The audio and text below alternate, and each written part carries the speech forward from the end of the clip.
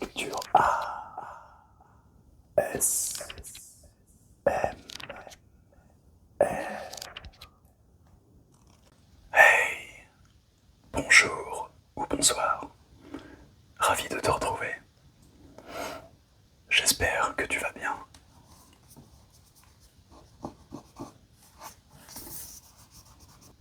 Et bienvenue à toi si tu découvres cette chaîne. Aujourd'hui, une nouvelle lecture, et cette fois-ci on s'attaque au registre de l'horreur. Avec Cache-Cache Mortel de Kiersten White. Avant de te lire le résumé, laisse-moi te dire juste que ça se dévore, que ça se lit très rapidement. Un peu à la manière d'une série, tu vois, ou d'un film. Bref. Alors, de quoi ça parle?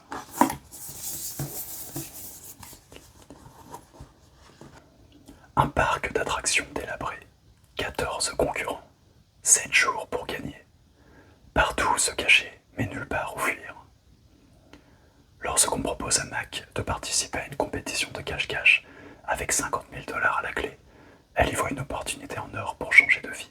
Elle a passé toute son existence à se cacher, elle est experte en la matière. C'est d'ailleurs pour cette raison qu'elle est toujours en vie, contrairement à sa famille. Gagner sera un véritable jeu d'enfant. Mais lorsque ses adversaires commencent à disparaître mystérieusement les uns après les autres, Mac comprend que cette fois-ci, le seul moyen pour elle de survivre est peut-être d'affronter en groupe ceux qui les pourchassent. Belle ambiance.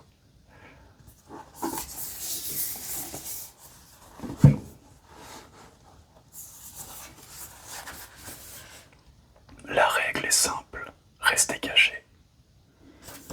J'adore ce que... Elle a quand même fait une map avec des annotations du parc d'attractions. C'est stylé.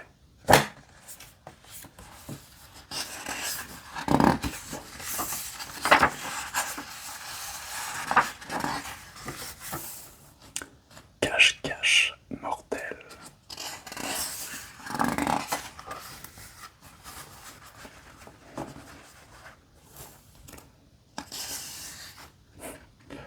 Aux jeunes générations qu'on charge de nous sauver tous, vous ne devriez pas avoir à le faire. Je suis vraiment désolé. Bah ouais. Et c'est pas moi qui vais la sauver non plus.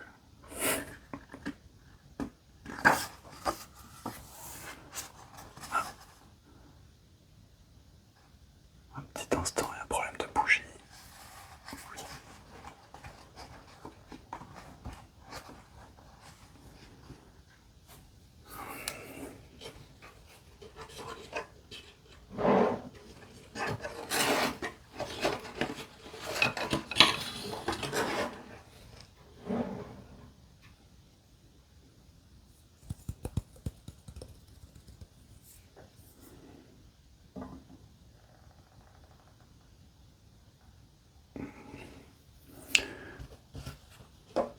Faudrait pas modifier la luminosité.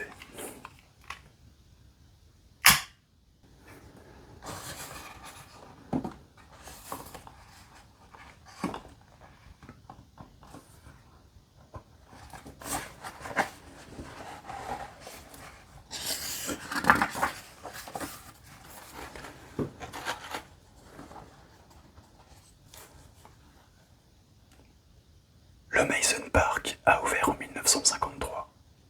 Égarez-vous à plaisir, clamaient les affiches. Et c'était ce qu'il se passait. La foule franchissait les grilles le matin et ne ressortait qu'au soir, guidée par les projecteurs. Les plans ne servaient à rien. Les brochures, vous êtes ici, brillaient par leur absence. Le parc d'attractions était conçu pour vous engloutir. Les arbres surplombaient des jardins luxuriants. Bordant les allées et les sentiers, des topiaires distinctives ajoutaient à l'émerveillement. Il y avait encore les montagnes russes, les balançoires, les manèges, les jeux, les palais de l'amour, du plaisir, de la terreur, même si le pavillon central était toujours fermé pour réaménagement. Le parc ouvrait de mi-mai à début septembre. Réservé aux blancs, disaient les pancartes les premières années, avant que ça devienne sous-entendu. Quand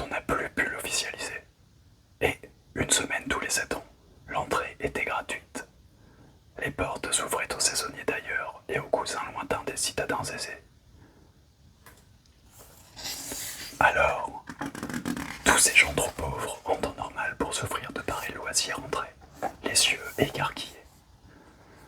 Plus de tickets ni de mesures d'affluence, rien qu'un parc bien rempli et tout joyeux. En 1974, pendant la semaine gratuite, un puissant homme d'affaires du nord de l'État a décidé de venir. On ne l'avait pas invité, mais il envisageait d'investir. Le propriétaire du parc était le cousin d'un cousin, mais il voulait d'abord voir les attractions de ses yeux. Il a amené sa femme et ses 2 enfants pour faire du déplacement un congé. On n'a jamais revu leur fillette de 5 ans. Malgré l'arrestation pour meurtre d'un des saisonniers, cette mauvaise publicité a laissé une tache indélébile et le Amusement Park a fermé ses portes. La rumeur a fini par s'éteindre. La végétation a poussé, la nature reprit ses droits sur les bâtiments, les attractions, les montagnes russes. Ce qui ne s'effondrait pas rouillait, ce qui ne rouillait pas penchait, ce qui ne penchait pas ployait sous le poids du lierre et de la négligence. La maison toujours fermée, qu'à cause de l'étrange disposition du parc, peu de badauds seulement voyaient. Une chaussure restait prise dans les plus basses branches d'un taupière. Abandonné, le monstre végétal a grandi petit à petit, jusqu'à la mener au niveau des yeux. En cuir terni et craquelé par les intempéries et les années, elle faisait la taille idéale pour le pied d'une fillette de 5 ans. Il faut de l'argent pour gagner de l'argent, disait son père. Un jour, il a aussi dit « Sors de là !» raclant son couteau sur le mur pour accompagner les râles d'agonie de la sœur de Mackenzie. Que celle-ci a peut-être imaginé, va savoir. Elle ne le savait pas, et de toute façon, elle ne voulait pas en parler. Là, assise devant la directrice, elle ne dit rien non plus. C'est une rencontre imposée, une obligation du refuge, même si elle y réside depuis des mois et qu'il s'agit d'une première. Allez, Mackenzie, aidez-moi à vous aider. Le sourire, peint comme des pommettes et les sourcils, est aussi soigné que le maquillage. La femme demeure impassible face au silence de sa visiteuse. Impressionnant. Elle fait peut-être des exos dans l'obscurité de sa chambre, à hausser les coins des lèvres encore et encore, en évitant de plisser les yeux. La directrice joint les mains, les ongles peints en rouge sombre.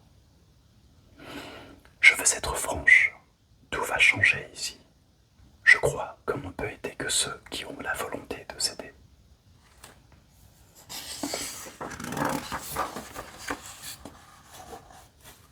Ces refuges stagnent, aucun espoir, aucun progrès. Comment peut-on vivre dans une société qui ne progresse plus? Elle parle avec animation, mais ni ses sentiments, ni son sourire ne se reflètent dans son regard inexpressif. Comme s'il se dissimulait. Mac éprouve une étrange affinité à l'égard de cette femme, en plus d'une méfiance instinctive. Mais elle n'est pas d'accord. Le but d'un refuge n'est pas le progrès, c'est le refuge. J'ai étudié votre dossier. L'autre désigne une chemise en graffe de vierge sur le bureau. Mac la croit vide, l'espère vide. Vous êtes là par malchance, je comprends. Pas de garde-fou social pour vous retenir.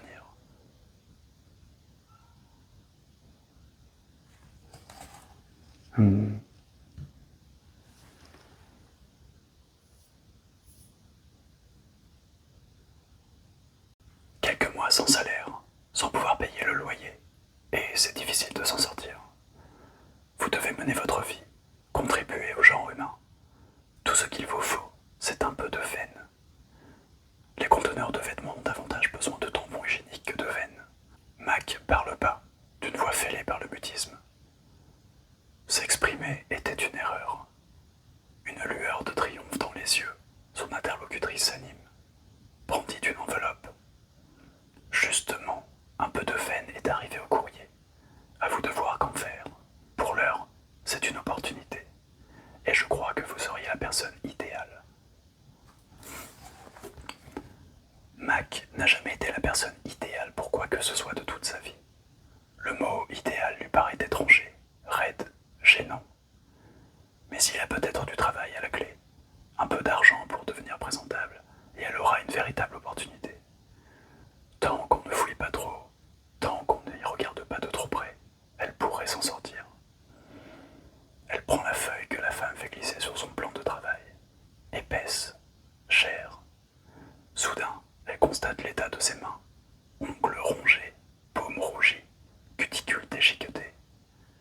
Est-ce qu'elle va tâcher le papier si elle le repose? C'est difficile d'être embarrassée au point où elle en est, mais l'idée se loge sous son épiderme tel un ver. Elle a si peur de laisser une empreinte qu'il lui faudra un mauvais point à son entretien d'embauche imaginaire, qu'il lui faut quelques secondes pour comprendre ce qu'elle lit. C'est une blague. Le sourire de l'autre reste intact. Ça peut donner cette impression, oui, mais je vous assure que c'est du sérieux. Qui vous en a parlé? Enfin, les joues de la femme se relâchent et ses sourcils se froncent. Comment ça? Parler de quoi? Qui m'a dit que c'était du sérieux? Parler de moi, qui vous a raconté ce qu'il m'est arrivé.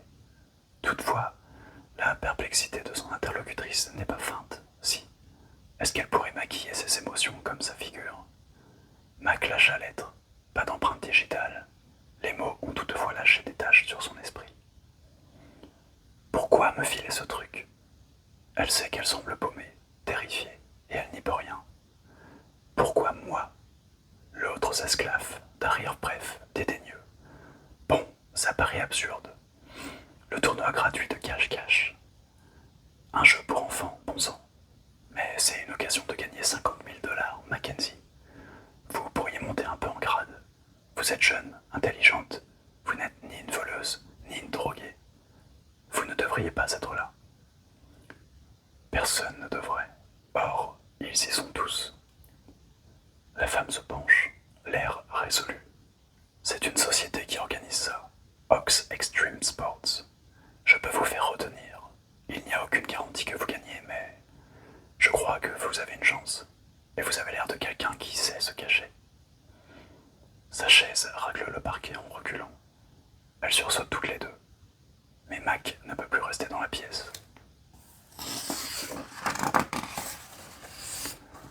Ne peut plus réfléchir tant qu'on la scrute, qu'on la voit.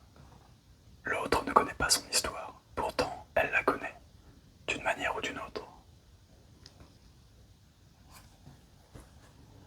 Je peux y réfléchir, le ton n'a rien d'interrogatif. Bien sûr, mais s'il me faut la réponse d'ici demain. Si vous refusez la place, quelqu'un la prendra. C'est beaucoup d'argent, Mackenzie. Pour un bête jeu. La femme rit de plus belle. J'irai bien, mais je ne tiens pas 20 minutes sans devoir pisser. Elle attend que Mac rie aussi. Elle attend encore quand sa visiteuse se glisse dehors sans un murmure. On a conçu le refuge pour leur rappeler que rien n'est à eux. Il n'y a pas de casier, ni d'alcôve, ni de placard. Dans ce volume nu en forme de grande boîte dont le plafond culmine si aucun oiseau niche parmi les poutres, il y a des lits de camp aux draps raides et aux couvertures rêches. On n'a pas le droit d'utiliser le même 2 nuits d'affilée. Il ne doit y avoir aucun bien sous le sommier.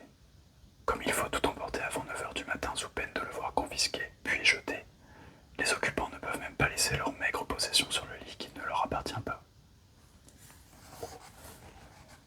Quand toutes les places sont prises, Mac se retrouve à peu près cachée.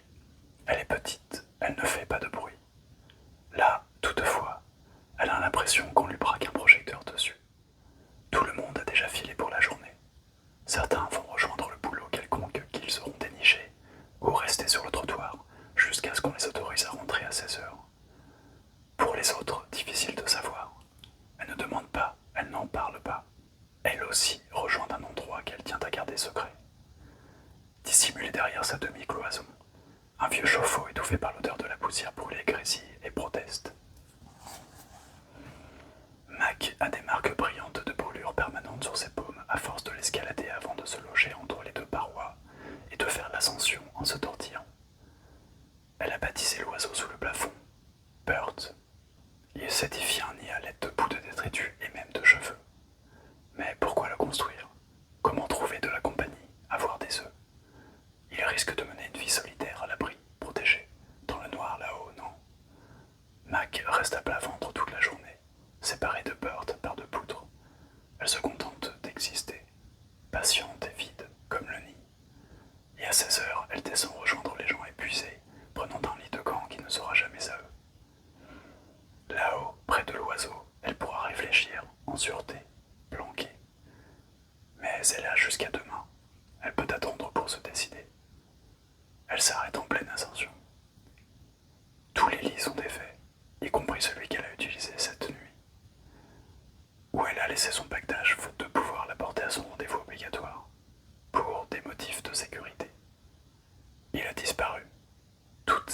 affaires se résument désormais à ce qu'elle porte. Elle ne peut même plus les laver autrement que toute nue face au lavabo. Quelle toilette publique la laisseront faire? On la remarquera, on la verra. Elle le sait. Réclamer son sac aux femmes qui gèrent le refuge ne servirait à rien.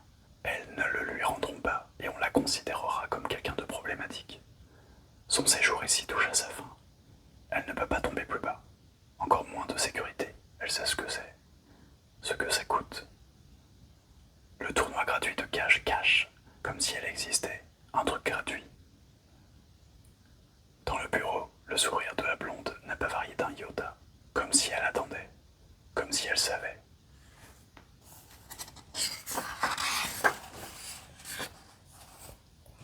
D'accord, chuchote Mac. Je vais le faire. Sors de là, chantonne-t-il dans sa tête. Elle ne va pas sortir. Et elle va gagner.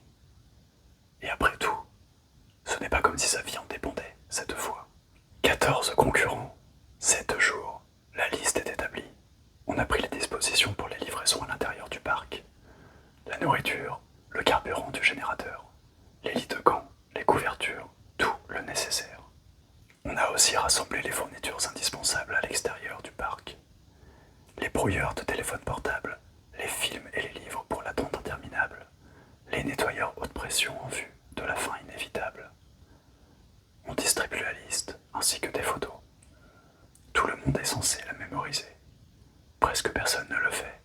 Puis on punaise les portraits, l'un après l'autre, au mur du resto de Ray. Nul n'est censé parier sur le résultat. Le règlement l'interdit, mais ça n'empêche pas d'établir un classement, faire des prédictions, choisir un favori. On peut répartir les concurrents en deux groupes. Il y en a qu'on qualifiera de prometteurs.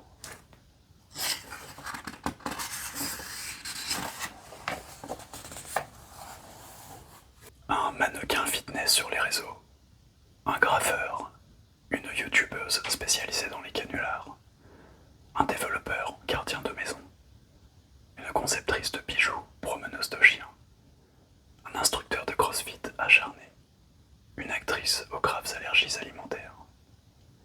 Il y en a qu'on qualifiera de décrocheurs, un auteur bardé d'insécurité, un gamin aussi proscrit que paumé, le pompiste le plus sympa de Pocatello, Idaho, une ancienne combattante, un commercial en panneaux solaires, une éternelle stagiaire, et Mac, qui n'est personne si elle obtient ce qu'elle veut. Après 17 heures à bord de 3 bus successifs, puis d'un monospace, on la débarque enfin au milieu de nulle part. Elle se demande souvent ce qui est le plus anonyme. La grande ville où il y a tant de monde à remarquer que nul ne remarque qui que ce soit, ou bien la campagne déserte. Descendant du monospace dans un tourbillon de poussière, en l'absence du moindre comité d'accueil. Elle penche pour la première option. Elle voit des kilomètres dans les deux sens le long de la route. Donc on peut la voir aussi. Si elle ne gagne pas, va-t-on lui donner un ticket de retour ou va-t-elle rester coincée ici? D'ailleurs, elle ne sait pas où c'est, ici. Elle ignore même dans quel état elle se trouve. Il y a de la verdure abondante, de grands arbres, des insectes bourdonnants. C'est apparemment de la plaine, mais les bois bougent le panorama. Elle s'assoit sur le bas-côté. C'est rencontrer le sac de toile Ox Extreme Sports qu'on lui a donné. Il contient 7 polos et 4 pantalons, d'un noir passé. Neufs, mais déjà usés, en quelque sorte. Ils ont quelque chose de familier. À cela s'ajoute un kit de toilette, une vraie bénédiction. Il y avait aussi des barres de céréales et une bouteille d'eau, qui n'ont duré que quelques-unes des 17 heures mises à arriver ici. La faim reste la faim.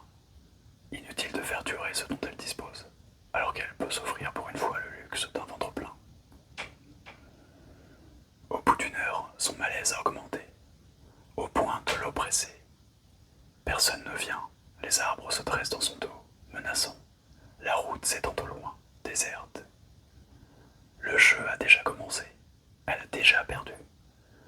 Ça pourrait être encore pire. Elle était à des kilomètres et des kilomètres de son terre inconnue. Mais elle a des habits, du dentifrice, une brosse à dents, du déo, un peigne, un sac robuste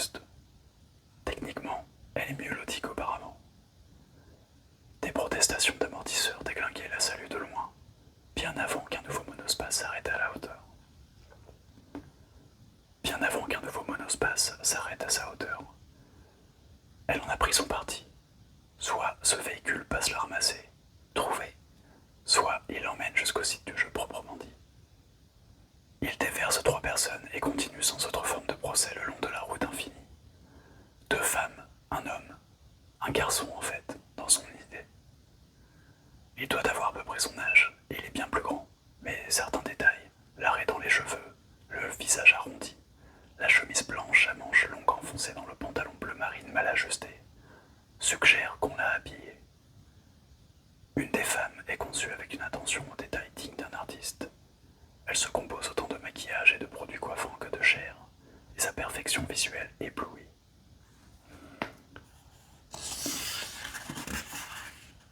Mac a presque du mal à la regarder.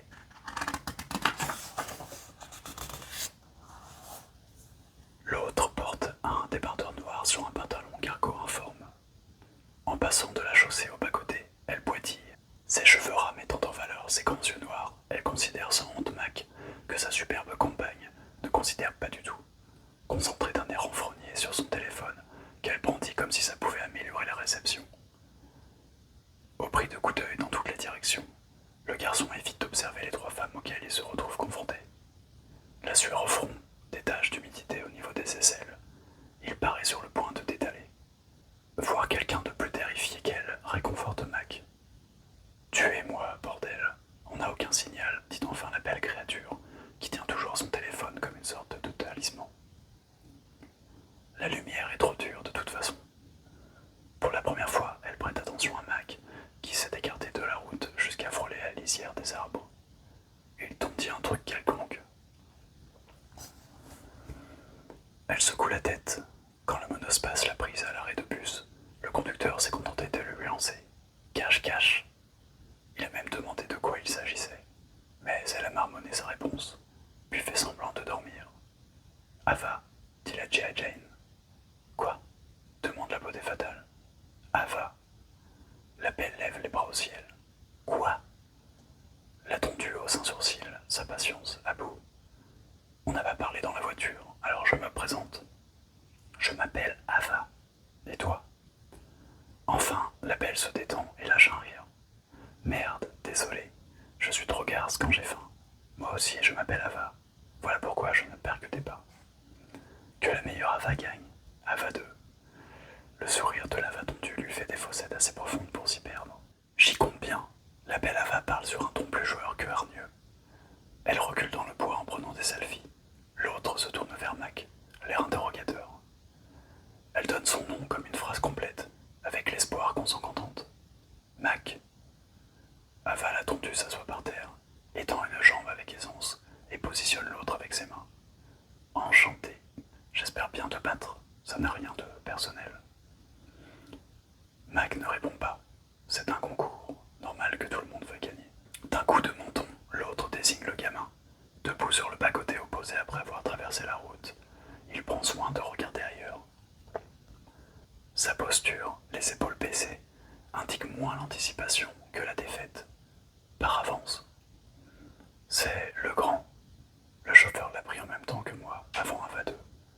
Quand j'ai ôté mon blouson, il a tourné la tête si vite que j'ai cru le voir se briser la nuque. Les femmes le terrifient, le pauvre. Ça lui donnera peut-être un avantage. Il tient tellement à éviter de nous voir qu'il ne sortira jamais de sa cachette. Il doit être gai. La belle s'assoit par terre près de la tondue. La première est mince, osseuse. La seconde, robuste, massive. Mac admire et envie la ligne de ses épaules. Son aplomb, par son aspect, elle déstabilise d'une autre manière qu'Ava 2, mais l'une et l'autre attirent l'attention. Pour sa part, elle a les cheveux coupés courts, au point de pouvoir passer pour un garçon ou une fille. Elle porte des t-shirts trop grands et des pantalons informes, les mains dans les poches pour projeter ses épaules et cacher ses seins. Ava et Ava ne cachent rien. Mac pense les battre toutes les deux. Gay ? Non. Ava l'a tondue cueille un brin d'herbe, le porte à sa bouche et souffle dessus sans parvenir à en tirer le moindre son. S'il a si peur de la nudité féminine, c'est que ça le branche. Il se penche en arrière, glisse un regard vers Mac.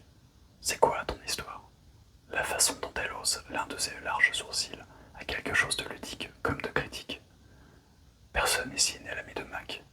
Personne n'est son ami nulle part, ni ne le sera jamais. Elle pourrait jouer la gentille et espérer qu'une réponse étouffée satisfasse G.I. Jane. Mais, faute d'y croire, elle choisit l'autre tactique. Lâche-moi. La belle Ava se renfrogne, vexée par procuration. Ava l'attendue change de mine, sans toutefois paraître menacée ou fâchée. Entendu, elle se retourne vers la route. Mac se recule encore dans l'ombre.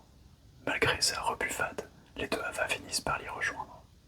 Le soleil accablant les ébête, comme le bourdonnement des insectes aux alentours. Au bout d'une heure ou deux arrive un monospace cahotant. La belle Ava court à sa rencontre, mais il n'y a rien de neuf.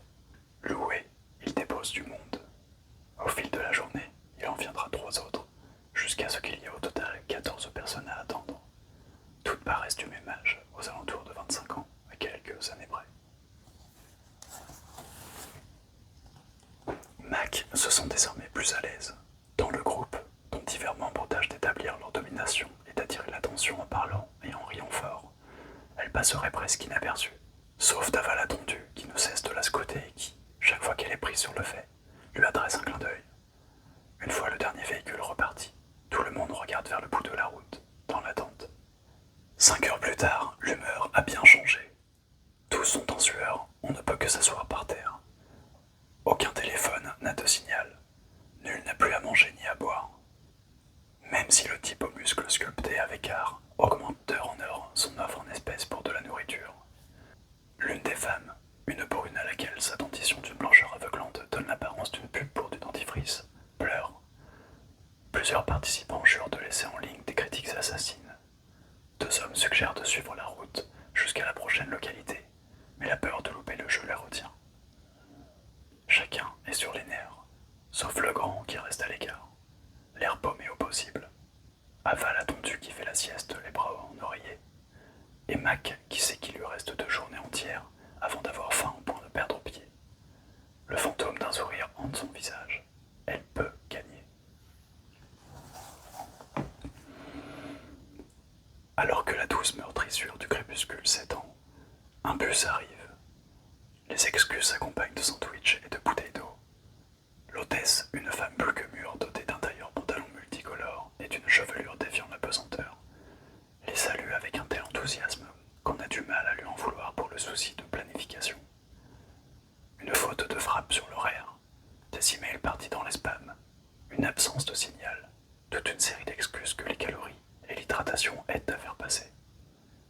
Toutefois, plusieurs candidates ne lui pardonneront jamais l'indignité d'avoir dû pisser dans les bois. Tout s'expliquera, promet-elle. Mais un long trajet attend, donc il faut monter dans le bus. Vite, vite, vite, il y a tant à dire, à préparer. Une semaine si excitante qui s'annonce. On engloutit l'eau, on dévore la bouffe, on échange des plaisanteries. Le cabinet de toilette du bus sert à profusion, très apprécié. Chacun prend place. Les candidats se classent déjà. Le grand s'isole. La belle Ava ne voit plus que Mac parce qu'elle se focalise sur les gens de son niveau. Ava l'attendue suit Mac vers le milieu du véhicule et s'assoit à côté d'elle sans lui demander la permission. C'est un problème. Mac se veut invisible, sous-estimé, inaperçu. Il s'agit bien d'un concours de cache-cache, après tout.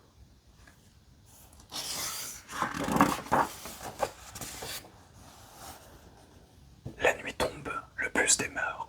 14 têtes fiévreuses, mais réhydratées d'Odeline presque en cadence. On ne leur donnera pas d'instructions, tout le monde dort déjà.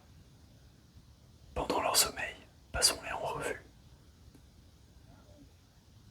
Les plaques d'identité que porte Ava l'attendue se sont échappées de son débardeur. L'une des paires est à son nom, pas l'autre. Sa tête vient reposer sur l'épaule de Mac, dont la joue vient reposer contre le duvet du crâne de G.I. Jane. Le contact humain le plus intime qu'elles connaissent toutes les deux.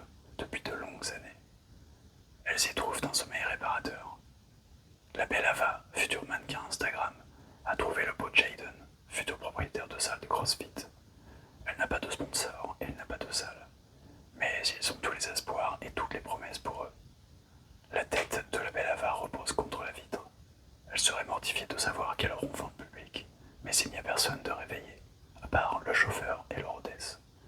Lui fixe la route avec une détermination agressive et manie le volant tel un bouclier.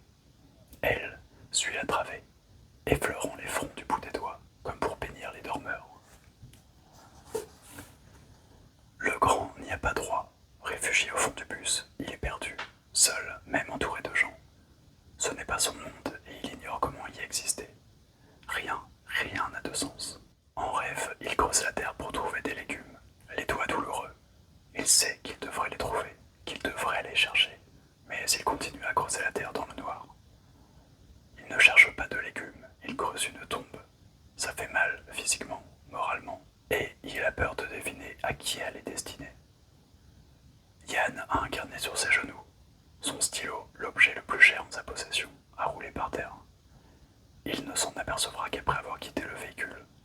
Donc il a d'ores et déjà perdu. Comment pourra-t-il écrire sans? Il n'écrit rien avec non plus, mais il sera convaincu que c'est l'absence du stylo qui le handicape. Il vient pour l'inspiration. Et pour l'argent.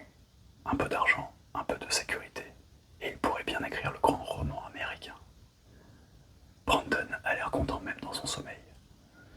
Il a quelque chose de sain, de serviable dans sa façon de dormir tout droit, comme prêt à courir aider quelqu'un qui en aurait besoin. Quoi qu'il arrive par la suite, il a déjà pris du bon temps et il sera ravi du résultat. Franchement, il ne sait pas ce qu'il ferait de l'argent s'il gagnait. Il se voit mal battre tous les autres. Vouloir l'emporter lui paraît mesquin, voire méchant. S'il gagnait, 13 perdraient. Ce jeu, c'est une aventure. Des vacances. Il n'a pas pris un jour de congé depuis ses 14 ans, car la station-service l'a engagé.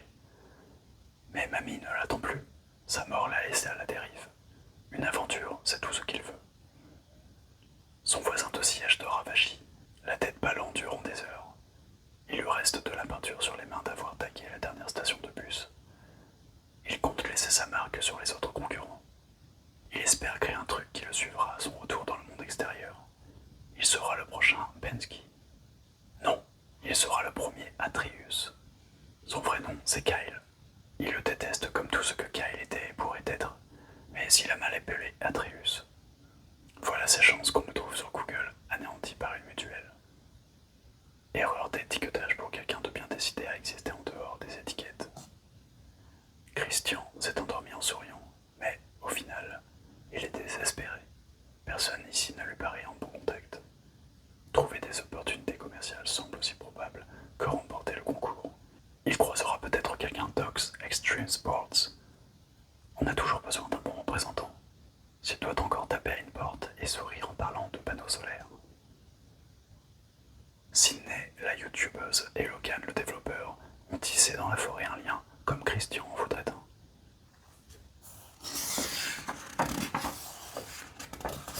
Ils vont créer une appli basée sur la chaîne naissante de Sid.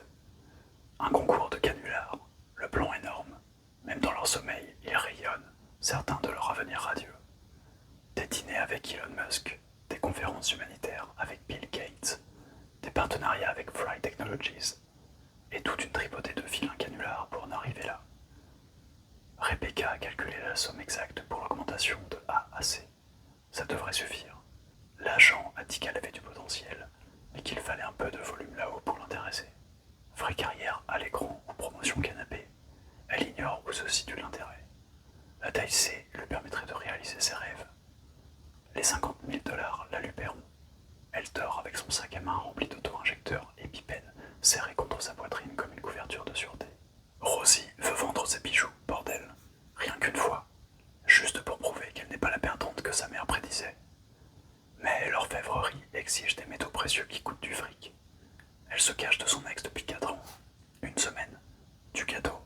Elle attend de boucle à l'oreille que sa cliquette contre la vitre où sa tête est venue reposer. Le regard de l'hôtesse s'attarde sur le serpent levé autour de son poignet. Magnifique, elle a vraiment du talent. À l'avant du véhicule, il y a Isabelle, l'éternelle stagiaire, qui ne se rappelle même pas combien de stages elle a fait. Elle veut rencontrer des cadres de chez Ox Extreme Sports. Il lui faut un salaire. Mince, il lui faut une bonne couverture dentaire. 50 000 $ ne rembourseront jamais les prêts étudiants qui l'ont fichu dans la mouise.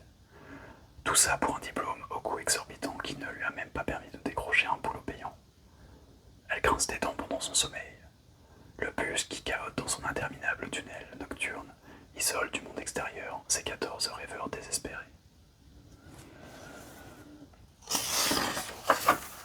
Et voilà, c'est la fin de l'extrait.